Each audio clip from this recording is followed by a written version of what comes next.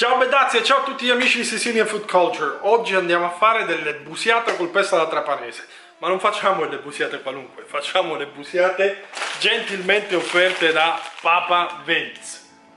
Papa Vince però oggi non ci mette solo la pasta, ci mette anche l'olio extravergine d'oliva e il sale, picciotti, il sale di Trapani. Questi sono i nostri ingredienti, adesso vi spiego il procedimento. Manca soltanto un ingrediente, le mandorle. Io purtroppo sono mortalmente allergico alla frutta secca, quindi magari ne faccio a meno.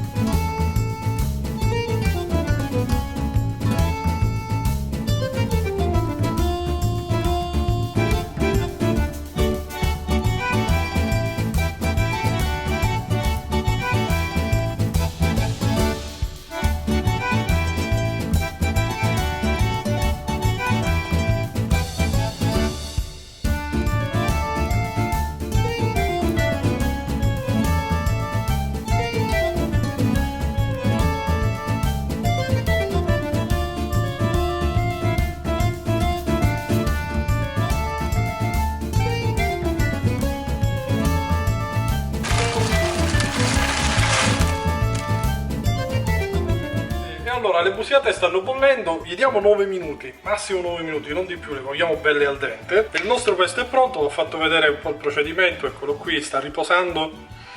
Picciotti, c'è un diavolo, come sono di classe.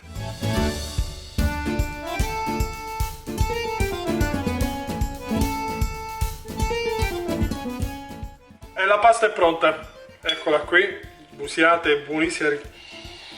Odore incredibile, ragazzi. Io gli do l'ultimo tocco perché mi piace. Aggiungo 2 gocce di olio al peperoncino e siamo pronti per mangiare.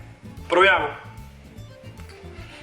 Le busiate restano perfettamente al dente. Il condimento buonissimo, l'olio si sente che è quello buono siciliano, il sale è quello di Trapani. Insomma, non si può sbagliare, picciotti. Grazie Papa Vince e grazie Sicilian Food Culture. Ciao bedazzi.